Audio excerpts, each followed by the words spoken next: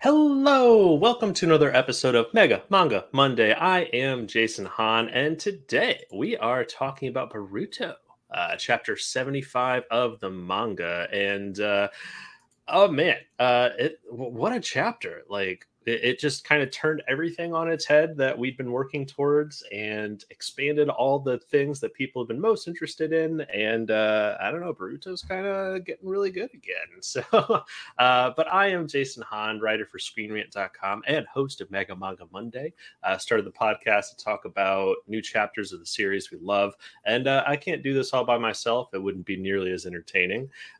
So I got a couple buddies here to help me talk about the new chapter of Boruto. Steven, how you doing, man? Hey, good, Jason. Yeah, my name's Steven, writer for the comics, anime, manga side, as well as some interviews here and there. But yeah, really excited to talk about this latest chapter. Like we've been saying, there's a lot in here, so a lot to unpack. Absolutely. Yeah. Steven's been in some of our other podcasts too, pretty popular guest. And he has revealed he started rereading this manga from the beginning. So I'm kind of interested to hear like a whole new perspective context, because when you're able to not have to wait month to month, it reads totally differently. So I'm anxious to hear your thoughts. But speaking of hearing thoughts, well, I need to work on my segues. But we got we got Todd with us today too, man. How are you doing? I'm great. Thanks for having me. Yeah, I'm Todd. I was a former writer for Screen Rant, possibly going to be coming back to write more about anime and manga. Ooh. Super excited if that comes through. But yeah, longtime Naruto fan. And I got to say, like the past 3 or 4 chapters of Boruto, I wasn't really with it, wasn't really vibing with it. But Jason was like, yo, this chapter is awesome. And after having read it myself, I second that. Yeah, absolutely. Just the last couple chapters of Boruto, I'm not saying that they were bad. It's just felt so different than Naruto. Like, as somebody who grew up reading Naruto week to week and stuff, the newer chapters, especially when Ida started coming to town and you have Damon's overpowered ability, it was feeling more like a JoJo than Naruto or Boruto, which isn't a bad thing. JoJo is great. But it just was feeling great. This is Naruto. Yeah, but this is Naruto. And it is? Oh crap. But I really enjoyed this chapter because it kind of brought it all together. It was the thing that, it almost seemed like all the Ida and Damon stuff was kind of, I'm not going to say sidetracking, but it was kind of going its own path and becoming its own thing. And I feel like this chapter, kind of all the paths finally came back to like, oh, okay, this is Boruto, the sequel to Naruto.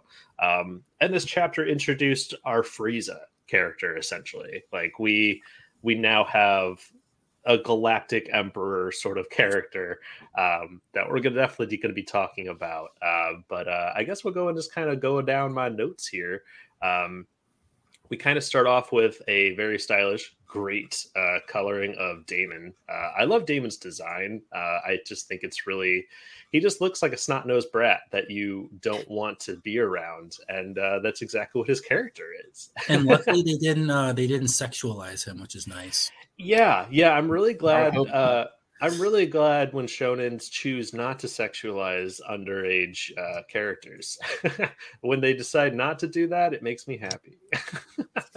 But yeah, he's just a cool looking dude. I like his jacket. I'm trying to pull up the chapter right now, but we're a little late to recording this because it came out last week. But I'm glad we're able to finally talk about it. But I think his jacket's cool. The colors and everything just really work for this art style. It's great. It's not so much like, One Piece where we're getting a new bit of lore or expanding the story with one single panel on the chapter or the first page, but very stylish, very cool. And we pretty much jump right into a conversation with Ida and Damon, where they're just laying out all their abilities to Konoha and explaining it. And it's almost like a refresher, I feel like, for us, the audience, because I get the feeling that things are about to get bad. That's especially what seems to happen pacing wise in a lot of manga when you get an info dump chapter, it's just setting you up for a lot of stuff about to happen. This really set up like what could possibly go wrong. I mean, we still have Code, who's not in this chapter, not even brought up in this chapter, but we do get a little glimpse into. I'll look up the name. Shibai. Oh, he is mentioned a little bit his claw ability. Oh, that's true. That's true. It's one of the Shinjitsu. Ah, spoiler. Another classification of jutsu. Yeah, and again, to bring up JoJo, I'm almost wondering if this is going to be because not spoiling JoJo for anybody who's read it, but or watched it. But that show in its first couple seasons or manga sets up its own power system and then totally ditches that power system for something more interesting and honestly something that allows that writer to do whatever he wants. Yeah, the first one, it was basically all breathing or something. I remember. Yeah, it was humming. It was kind of like ripple. Yeah, it's like spiritual energy and stuff like that. Like it felt like it was kind of borrowing. Well, actually, JoJo's one of the older ones, so everything else was kind of borrowing from JoJo, I feel. But it kind of set up its own thing. It did a really good job of setting up the boundaries of it. And then it just throws it all out the window for something that allows him to do any sort of ability he can think of. It gets really outrageous. I actually kind of stopped about halfway through, I think part 4 or 5. I think it was part 5, where I was just like, this is too silly. But Boruto might be doing the same thing here. And Todd, I know you've studied a good amount of Japanese. Could you help me out here? It's been years. And I'm consistently second guessing myself. How do you say Akutsuki? The bad guys like Kaguya and it's Otsutsuki. Otsutsuki. It's O meaning big, Sutsu meaning round or cylinder, and Ki meaning tree. Big round tree. Essentially, their name means big round tree. Yeah. Oh boy, I would love the 4Kids version of this translation. I the big round tree people. I do have a Screen Rant article where I wrote that because also you can look at it like O meaning king and Suki meaning moon. So I thought it was something along the lines of kings from the moon, but then when I saw how they actually write it in Japanese, it's big round tree. Okay. It works both ways, though, if you think about it. Yeah, right, it does. Right. It's like a double meaning. Yeah. The big round tree people. We can just call them that. Big round tree people. Yeah. Yeah. Just a god descending onto the earth and yelling and lightning bolts coming out of his mouth. And, oh, no, there's a big tree person. But it was really cool. Like, I mean, before we kind of just had it explained like, oh yeah, Kaguya ate a tree fruit and then everybody had chakra powers. And it's just like, oh, okay, cool. But this is like diving more into it. And it's kind of making the, like, in the previous podcast, I've definitely voiced my issues with the ending of the Naruto series. I honestly think it would have been better if we ended with Madara. I think Madara was built up to be one of the coolest, best villains ever. And then when Kaguya just shows up, it's just like, oh, well, this feels kind of... Yeah, it feels like Kaguya... I think I've mentioned this before, but it feels like... Because Kishimoto said he didn't know how to beat Madara. Yeah. So I think that's what... I think he had plans for a sequel series where Kaguya was going to be a bigger focus. But well, they also bring him back. Yeah, they explain like all of that, and I think it was this chapter. Yeah. This chapter kind of like makes it all make a little bit more sense, which honestly we've kind of needed. I almost wish that this whole Boruto series started with something like this. I agree. I'm still trying to wrap my head around it. Like, I really like this chapter, but the whole like ninja world being born of aliens, I'm still unsure how I feel about all that. Oh, it's just like 100% like going to Dragon Ball Z. Like we even have an Android Saga, and now we have a Frieza character.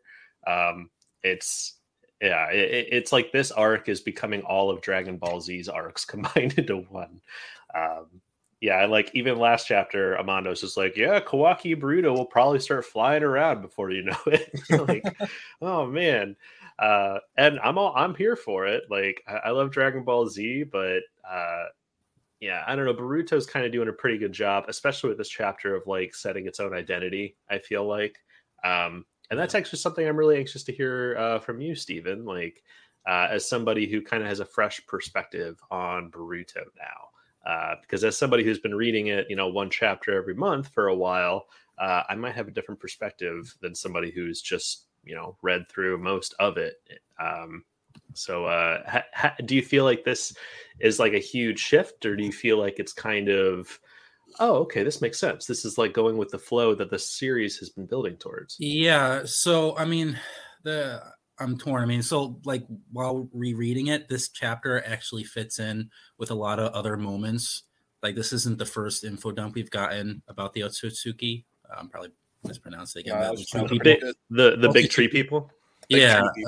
Yeah. And so this is basically like a part 3 of that, because there have been other instances where we slowly get a new glimpse of the Otsutsuki, and then we get a major info dump, and then we explore it. And it seems like this is happening again. So it is a very logical progression, like based on what has happened in the series so far. Yeah. I'll go ahead, Todd. Oh, I didn't say anything. Oh, okay. Sorry, I thought I heard you. The origin of the abilities, I don't know. I wouldn't say they came out of nowhere. It was more like an unexpected development in a good way for me. Because I mean, like I think the most outlandish thing, and it's more outlandish than this, was just the whole idea of karma. Just like how it basically is like rewriting you like a disc type of thing. Mm-hmm. Like that was still, I still view that as the most outlandish thing, even more than the alien thing. Really? Oh man. Yeah. Like I was fine with the aliens. Like it's just like how sci-fi. Like, yeah. Like why the karma works the way it does. It was kind of like, whoa, that's a little, even if they are aliens, but there's nothing about them that suggests they are technologically advanced. Like obviously they are, but it felt a little off kilter.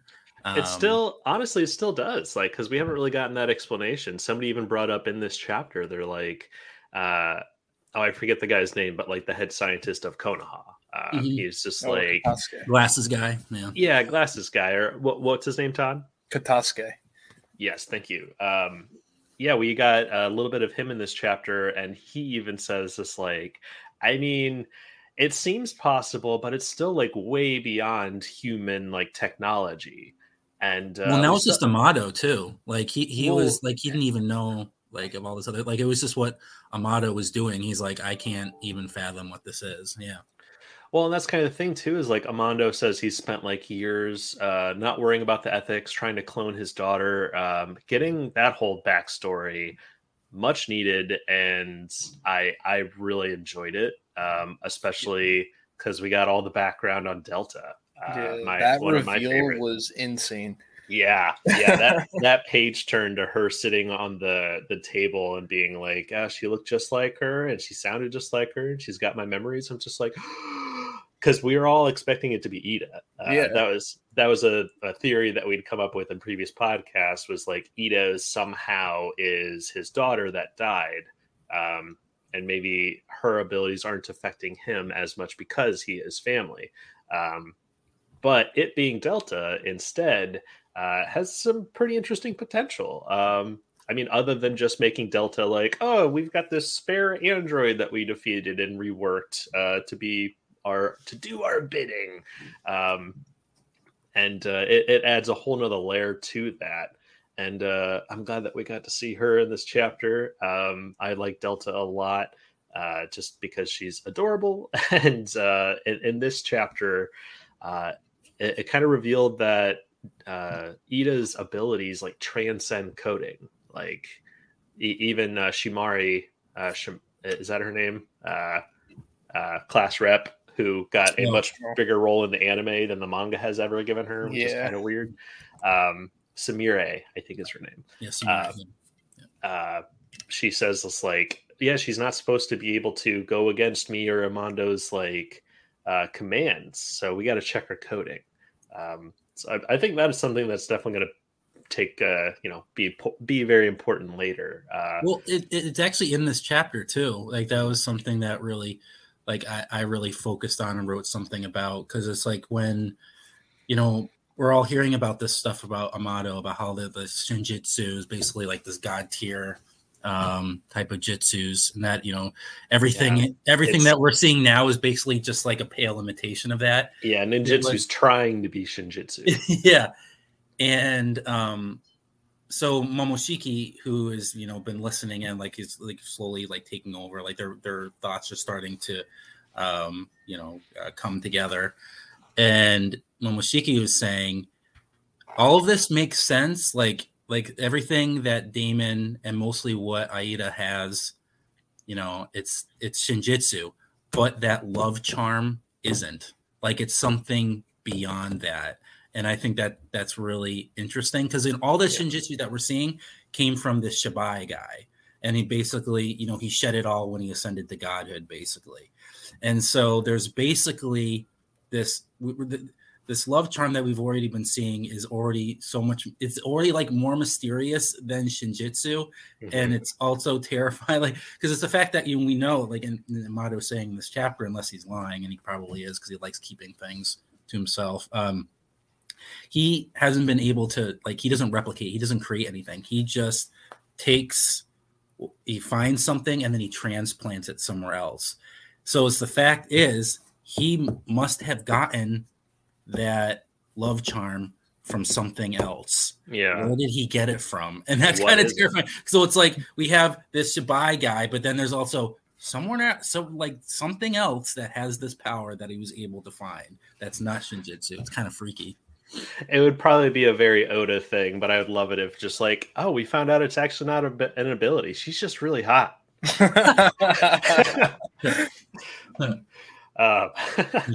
But yeah, I mean, that's kind of the big mystery that we're left at the end of this chapter. And even that it like shakes Momomosuke is like kind of terrifying. I mean, these are all like god powers that we're talking about.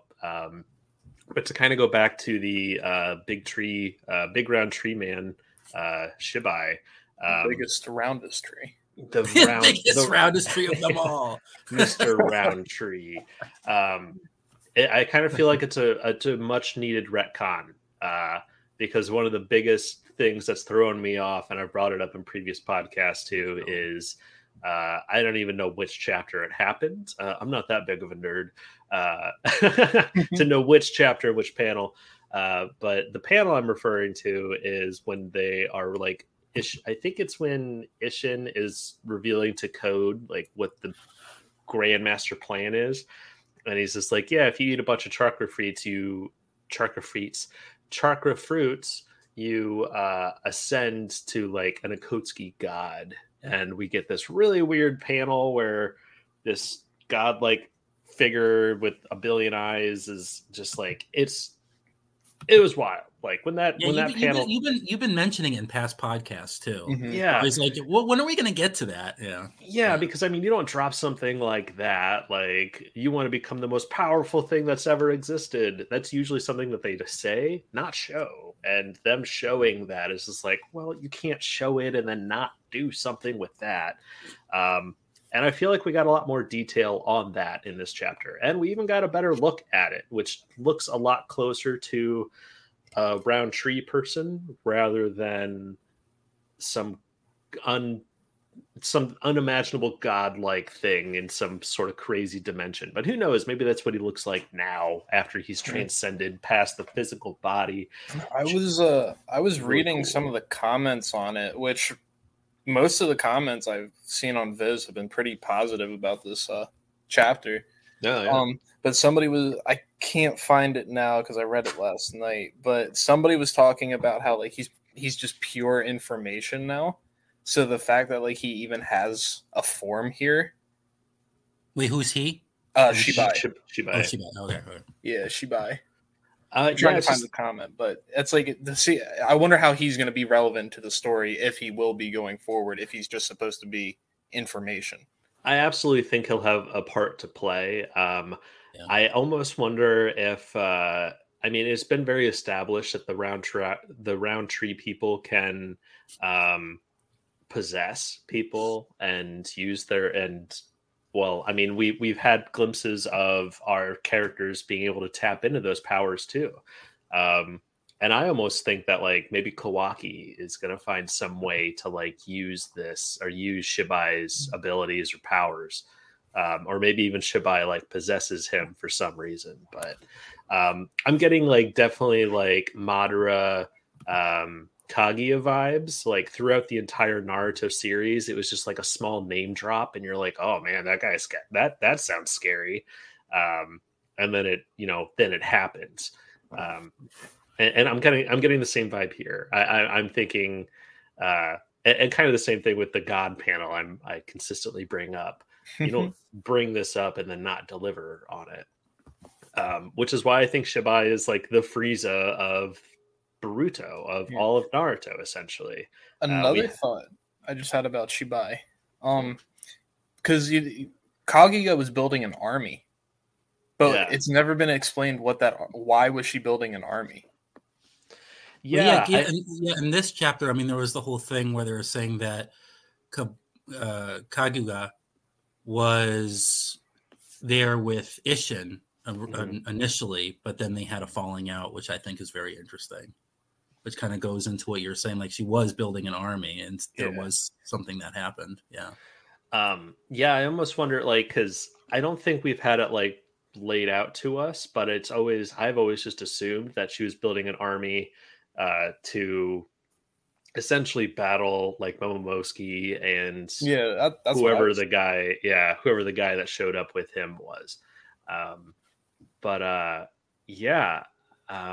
think it's tough because there's so many episodes of Naruto and there's some filler that are total garbage. They're a waste of time to watch and an even bigger waste of energy for somebody to create. Because there's just so many good stories that they could do. But one of the really cool, interesting filler arcs of the anime went back to like Kaguya's origin, and we even follow Sage of the Six Paths as he's like traveling the lands and like gaining followers and stuff. It's all like really interesting and pretty well done. But I think that they like introduced that Kaguya like fell in love with a human. And that's like what made her change her mind and everything. But again, it's all filler episodes, so I'm not sure like how canon it's gonna be, or if they're never gonna like talk about it, and we're just gonna have to assume everything that happened in the anime is what happened. Don't know. That makes sense though, because if she fell in love with a human, then she obviously wouldn't want to create the chakra tree and destroy the planet and suck all their energy. That might be I like that, because that would be an explanation of why there was that falling out between her and Isshin, which is interesting. Yeah, and I mean that makes the most sense. And I don't know, that's kind of the really weird thing with Naruto Boruto canon is especially with the Boruto anime being mostly filler. But at the same time, it introduced like Shimire and her whole like very dramatic thing, like in the first arc of the Boruto anime. So powerful, it was great. It was really good. And it hasn't been talked about in the manga. She just randomly appears and just like, oh, here's Shimire. You've known her your whole life, right? And you're like, no, but I work in a science place now. Yeah. I actually hold the chakra of a demon. Like, oh, okay. Don't talk about that. Don't talk about it in the manga. All really interesting stuff, but it just makes it like the canon's really iffy. So I don't know if that's what we're going to go with, but that is probably the most interesting reason why Kaguya, flipped. But yeah, we've always just assumed that she was creating an army to possibly battle like Momomosuke and stuff. But I don't know if she's gonna like build a whole army by enslaving the world, then she's not really saving humanity. So, right? Yeah, don't know. That's where like I started to poke a hole, in that theory. Yeah, water is leaking from this bag of theory. Yeah. So who knows? Hopefully that'll build up. I almost wonder if like Code. I wonder if Code knows about Shibai. Maybe he'll even find like another piece of Shibai, because that's kind of where Amando like left it. He's almost saying like he found some relic or some DNA of Shibai, and he's able to like extract abilities from it. But I think it's really cool that Momomosuke is like, I know pretty much everything that there is to know about Shinjitsu. Which might be a lie. I mean, it sounds kind of like something Momomosuke would be like, "Oh yeah, I'm the best. I know everything. I'm so cool. I know all of it." Yeah, just like, "Oh yeah, well I got this new game. Oh yeah, I beat it already. I'm the best." Like that's kind of the vibe I get from Momomosuke. But That's interesting. I'm glad that we got more insight into that. I think Shibai looks pretty cool and definitely, more in line with what we've come to expect these round tree people to look like. So it would be really surprising if we don't eventually get to that. I'm almost like, I would love it if Code becomes this huge big threat where like, how are they going to be able to stop Code? And then a fist comes through Code and there's like, you've done everything we've needed you to do for Shibai's resurrection. And be like, oh no, they're doing it again, not again. Yeah, I was going to say earlier, that's actually one of my concerns with this Shibai reveal is like, I feel like it's going to create more issues with power creep. It obviously can be handled very well, but like I'm just concerned about power creep. And it seems like Shibai is just like a reskinned version of the Sage's Six Paths made for Boruto.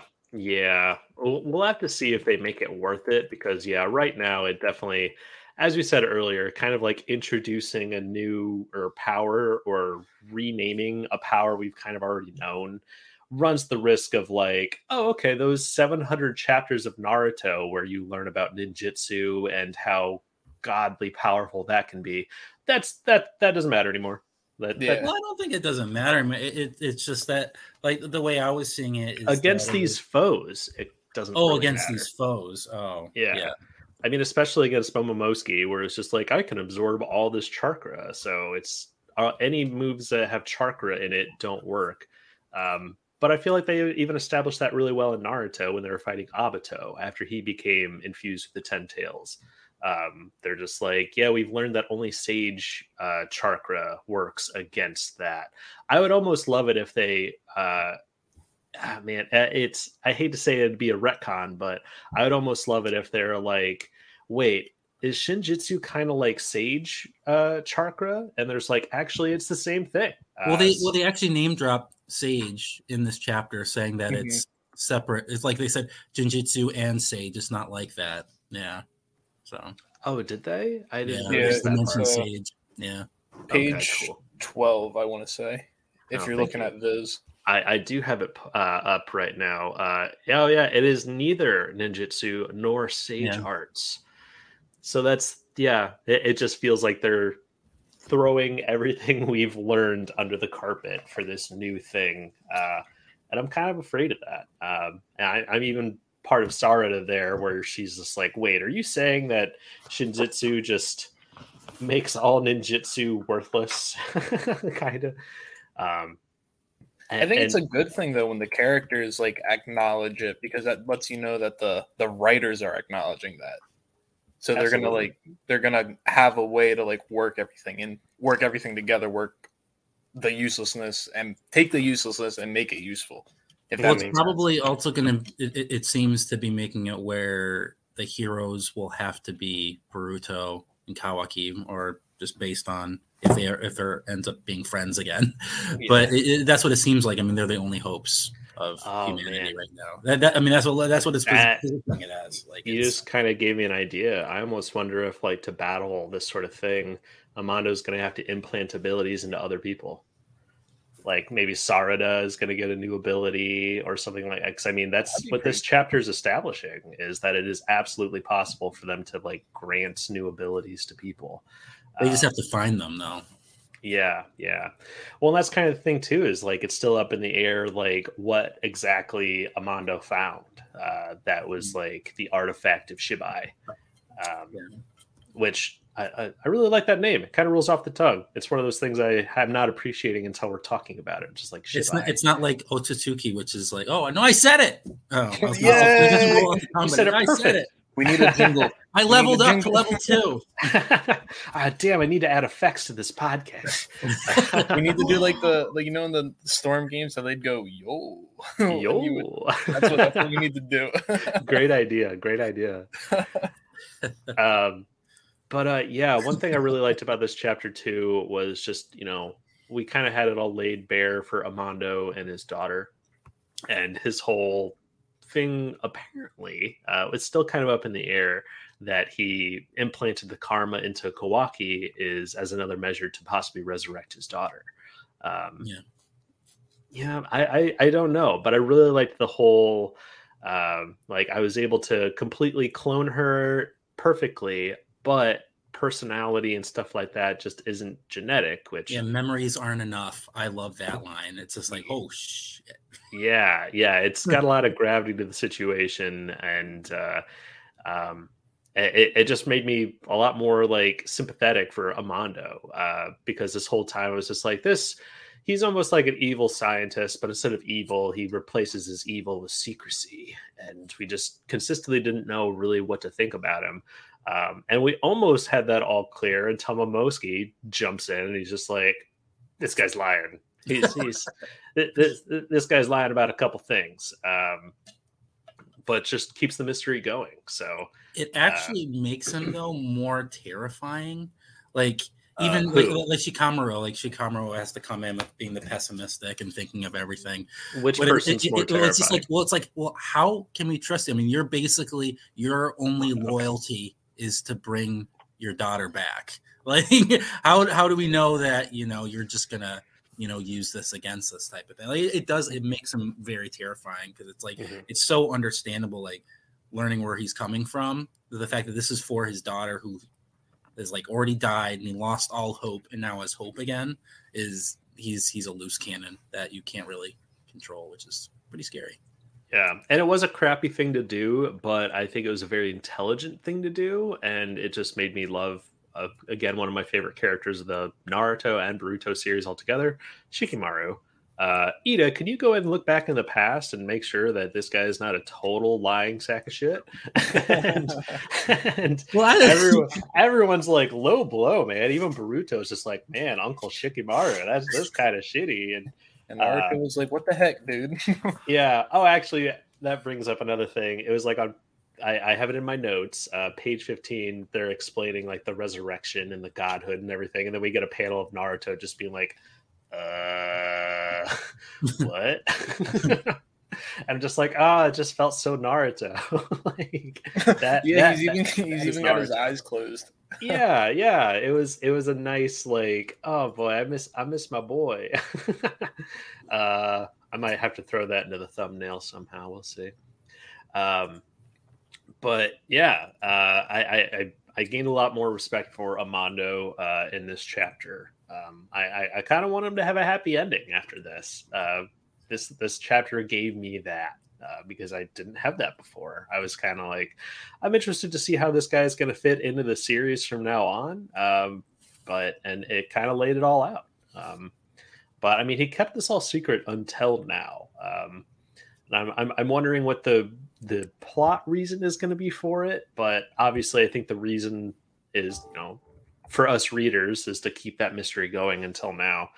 But as I said, I feel like something bad's got to happen very soon.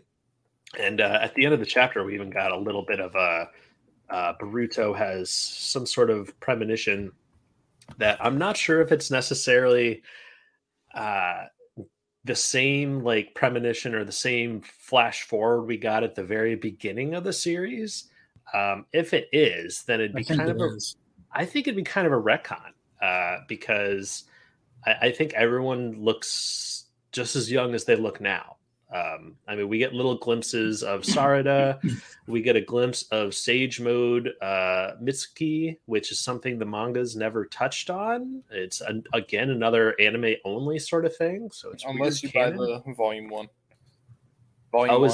Yeah, there was a extended bit at the end of volume 1 of the manga, of like the physical copy of the manga, where like it showed Orochimaru like having a whole bunch of clones of Mitsuki, and it was like an older Mitsuki talking to presumably the Mitsuki that we have, and he goes into Sage Mode, and then that was it. I remember that in the anime.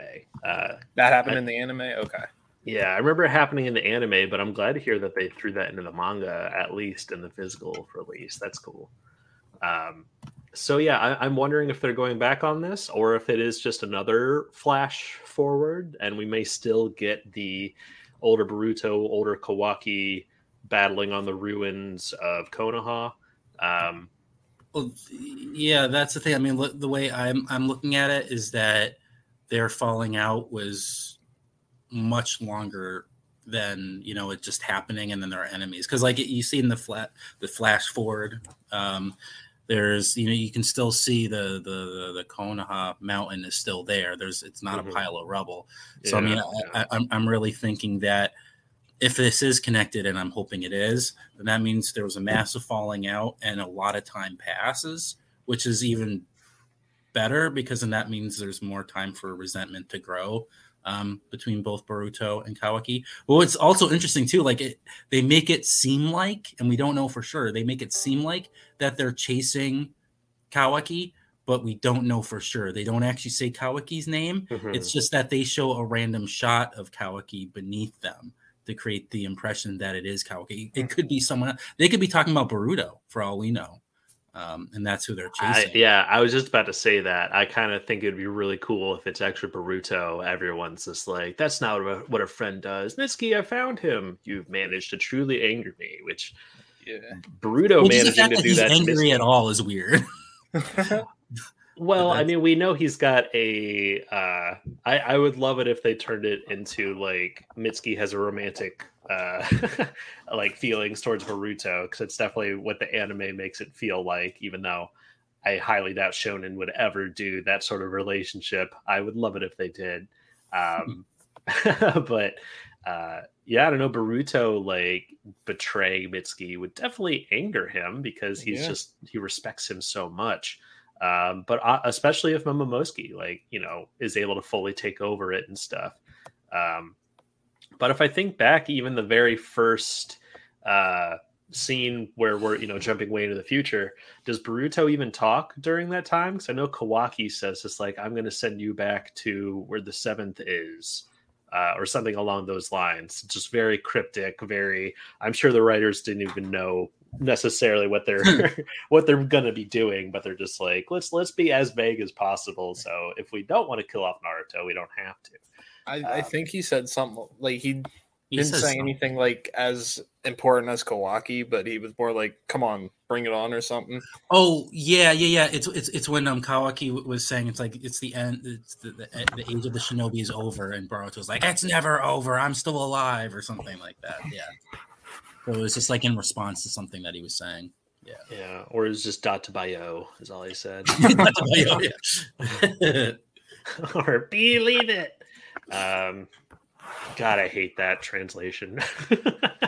I do not like. Doesn't really have an English translation. Yeah, I'm not a fan of the Naruto dub personally. Big sub fan of that. But yeah, I guess just going through my notes, I've been kind of gabbing. I would love to hear your guys' thoughts on the chapter before we wrap it up. Oh, I love this chapter. Like I said earlier, like the past 3 or 4 chapters haven't like really been doing it for me, but this one, this was a good chapter. On page 5, I do want to say I find it hilarious how Kawaki's like testing out Dan's ability. Shit smacked out of him just by nothing. Which, is this the first time that it's revealed that he can like transfer his ability to others? I think so. Because that would make him an unbelievably amazing support. Yeah.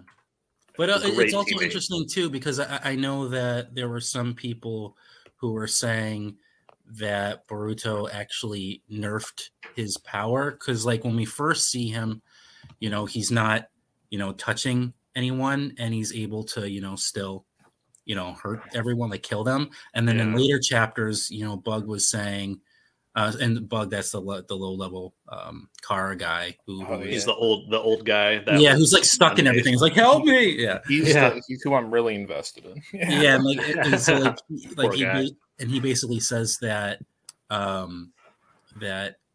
Damon has to be touching someone to be able to do that power. So then everyone's like, oh wait, did he nerf that power because he wasn't touching anyone before? But then there's also like, and in that chapter, and this chapter reinforces it, that he can just, if you have an intent to kill him, then he can deflect that, which is how in that earlier chapter, Damon was able to like behead the guy who's trying to, get him with the katana, and why the guy who's about to shoot him gets his face blown off, because they didn't actually attack at that point. It was the intent to kill. And since it was strong and they envisioned it in their heads, Damon was able to, push it back at them. And that's why it killed them. So Boruto never nerfed his powers. It was just never fully explained. Oh, interesting. Okay. Yeah. Yeah. Cause I mean, it's clear here, like Kawaki doesn't touch Damon here. So, I mean, I'm glad that I was really curious how, like, I was honestly kind of looking forward to Ida and Damon showing up and then watching the Konoha ninjas have to try to figure out these abilities.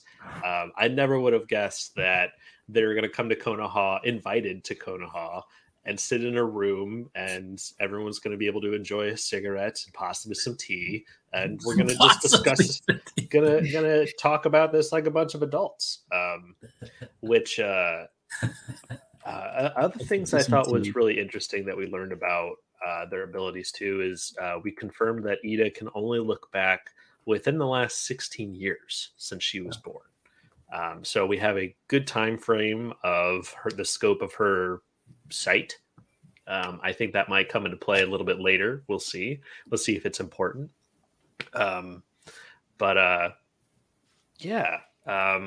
See what else I have. Oh yeah, they're also bringing up more with. I have two other things with Delta, and then that's pretty much all I have to say about it. Delta, when she arrives and she's just like, "Oh come on, I want to see Ida. Just let me see her for a minute." Reminded me of Steven. I want to see. Where is she? Where's Ida? Just every page that Ida's not on, you're just like, come on, I want to see her just for a minute. Take the panel of her saying that and put Steven's face over hers.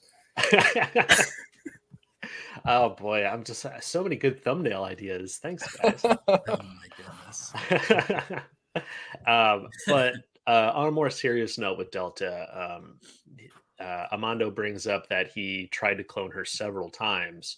And that was kind of after Naruto defeated her, then I think we got a panel of like a couple pods and like a new version of Delta walking out of one.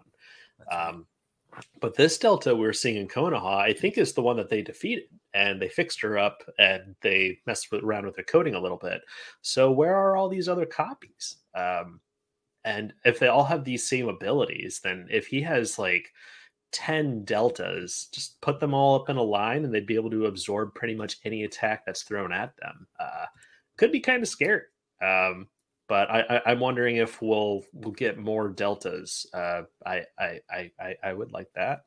Yeah, because I wonder if Amado would have it in himself to like destroy them, considering they're made in the likeness of his daughter. Yeah, great point. And oh man, just a messed up thing in the future. Yeah. I really liked the part too, where Amando just had to like deal with like she's gone. Like as soon as it like set into his mind that the cloning failed, just the realization. So I mean, even when he said like when she died, he wasn't sad.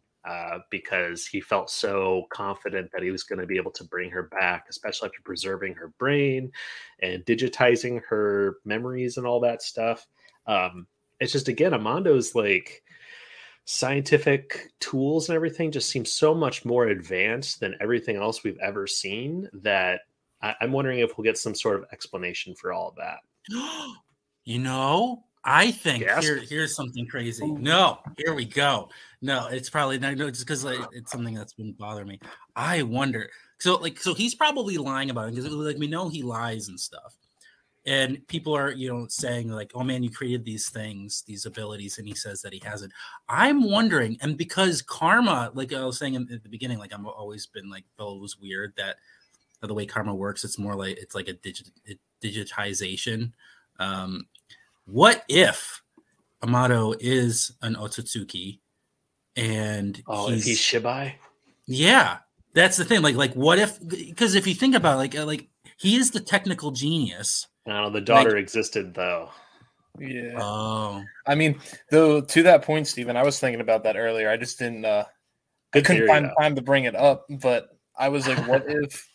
Sort of along what you're saying, what he's going to do is he's going to implant a karma in himself, and that's going to be Shibai's karma.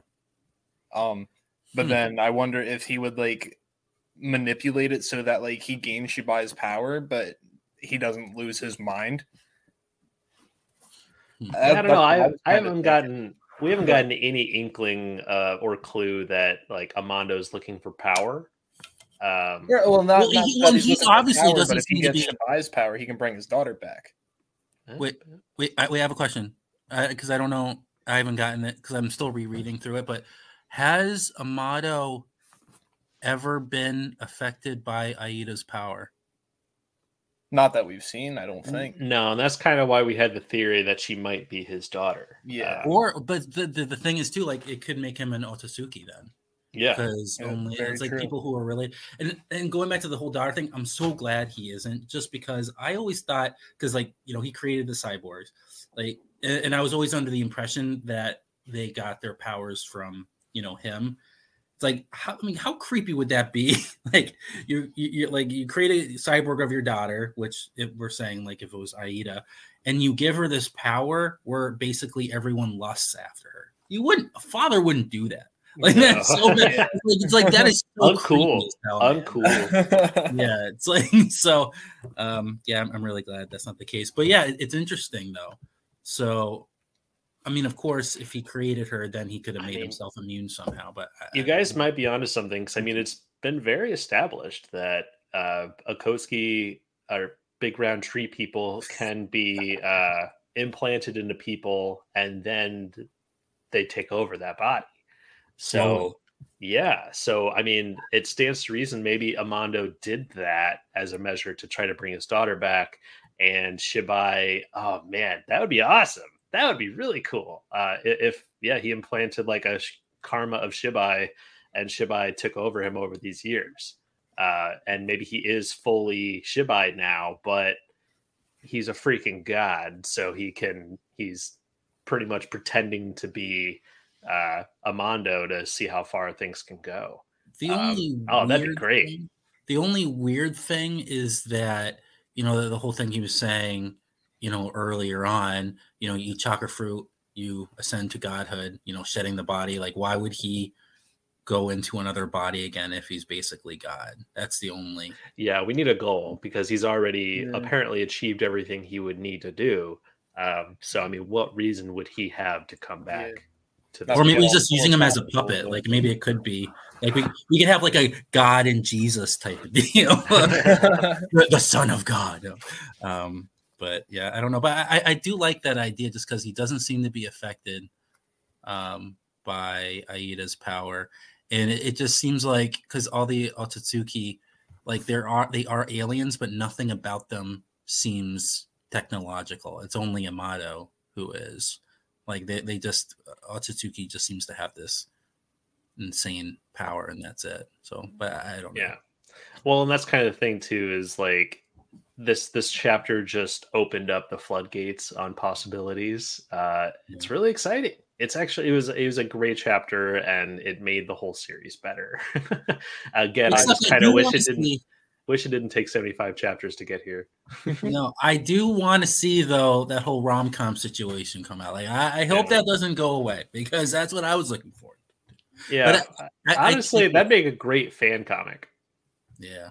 You just spend like a whole summer in Konoha, and everyone having to adjust to this ability in life with Ida in town. And, oh boy, I mean, it would cost some money, but we could get some people on Fiverr to draw that up, and we'll write it. That'd be fun. Yeah. I'm not worthy to write Aida. I'm not worthy. But yeah, we should probably wrap this up pretty soon because I got a meeting pretty soon. But yeah, I don't know, just the whole idea that, you know, somebody did successfully take over a bunch of worlds, turn them into fruits and eat them, and ascended to godhood. I mean, it'd be great if, you know, we have more aliens show up and they're like, we're looking for the one who destroyed our sister planet. I was literally just about to say that. Like, how cool would that be if like dudes from Samurai 8 showed up?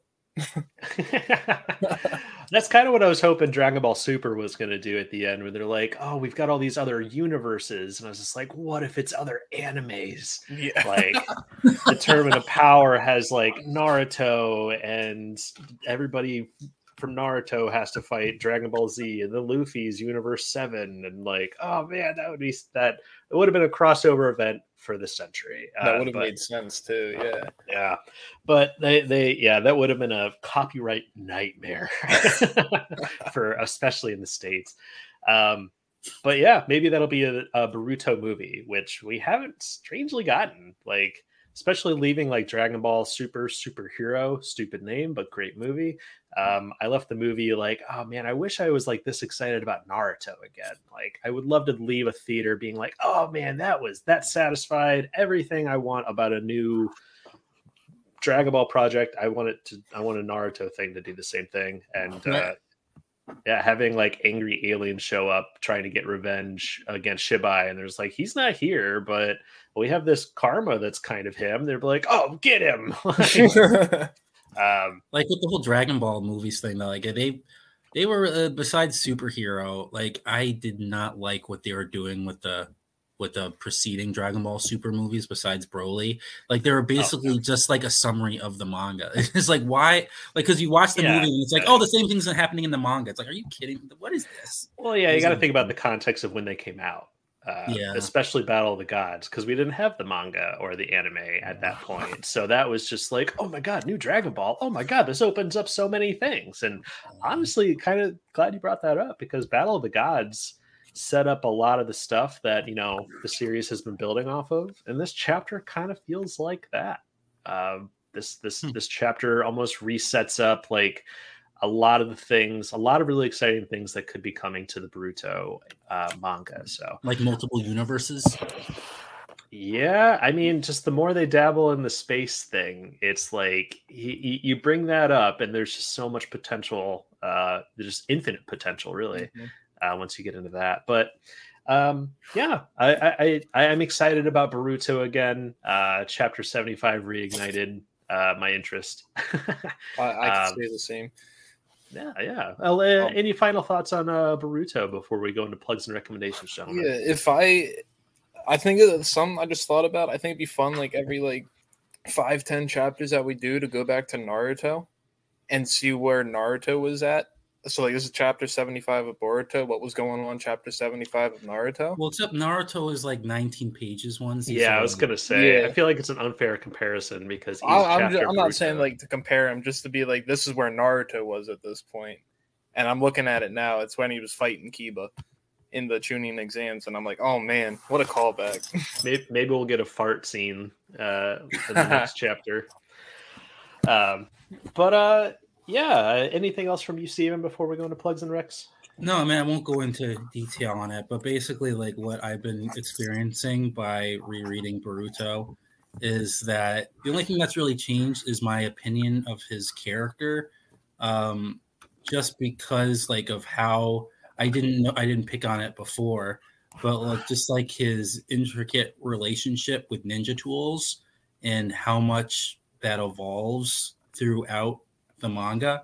So I'm just really excited for future chapters now to where he has to use ninja tools, just because and I won't go into it like again, but like he's really been going back and forth on how he views them, and it's really interesting, like just based on his whole journey as a shinobi.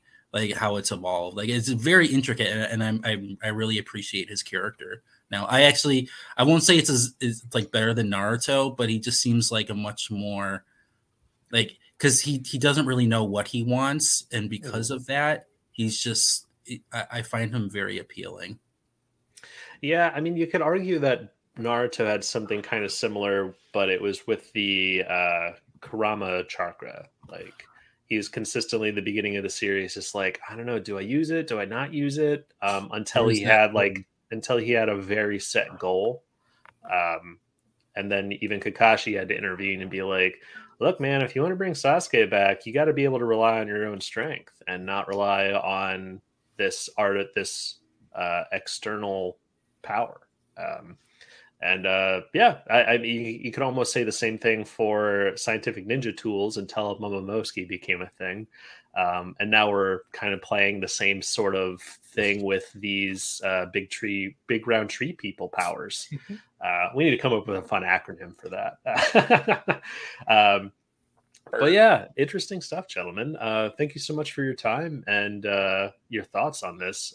Really, really accentuated the already good chapter for me. But yeah, I think that'll do it for Mega Manga Mondays, Boruto Chapter 75 chat. I hope you enjoyed our Mega Manga Mondays discussion. We talk about other series on the podcast as well, like One Piece, My Hero Academia, Chainsaw Man. We've been having a lot of fun talking about Chainsaw Man lately. So listen to us on megamangamondays.podbean.com. We're also starting to dabble in visual podcasts. You can find us on YouTube. Same thing, Mega Manga Mondays on YouTube. But let us know in the comments. Please subscribe and follow, all those things. But let us know in the comments if there's any bits that you feel like we didn't talk about, or would also love to hear your favorite parts of the chapters as well. Anxious to hear from you. But I, Jason Hahn, also have a YouTube channel called Honzy and Friends. I've been putting out shorter Let's Play videos of me and my friends playing really fun games and laughing pretty hard. We recently played Dragon Ball Z Budokai Tenkaichi 4, which is a modded version of 3 that adds Dragon Ball Super stuff into it, starting all the way from the beginning of Dragon Ball Z. Uncle Raditz shows up to a holiday. He's being a jerk, picking fights, being creepy with Gohan. We had a lot of fun with it. So please check out Honzy and Friends and subscribe. I'd really appreciate it. But Steven, any plugs or recommendations, bud? No, I mean, like what I've just said in other podcasts, just excited about the whole Sonic Prime interviews that are coming up and getting to watch it ahead of time. Recommendations, I mean, again, still enjoying Make the Exorcist Fall in Love, which is on Jump Plus. Just some crazy stuff happened this last chapter, and I'm really excited too because today the new Blue Exorcist came out, which is it's a monthly one, and it's kind of on the back burner of everything just because it was on hiatus for so long, and the anime just it stopped right before it got good, so it never really got as much traction as it deserves because it gets really intricate later on. So hopefully these later chapters will start sparking interest in Blue Exorcist again, but we'll see. Yeah. Absolutely. Well, yeah, I'm going to have the plugs and recommendations in the description, so we'd really appreciate it if you check those out. But yeah, both me and Steven are writers on Screen Rant, and he writes in the comics, anime, manga section, and I write in the gaming section. But we'll have links to our articles in there as well, so definitely check those out. But Todd, how about you, man? Any things you can recommend today? Let's see. Nothing I can recommend that's coming to me instantly. In terms of plugs, stay tuned. I'm working on a couple writing projects right now. Cool. So I'll probably have more to tell about that in the next podcast. Okay. And hopefully I'll start writing for Screen Rant again pretty soon. So again, stay tuned for that. Very cool. Well, can people follow you on Twitter or anything like that? Yeah, you can follow me on Twitter. I don't post on there too much right now, but Todd the Writer, all one word, 21. Excellent. Well, thanks again for your time today, guys. It was a lot of fun. And yeah, this chapter got me very excited for chapter 76. So we'll definitely talk about that next month when that comes out. So look forward to the next one. All right. Awesome. See you guys then. Peace.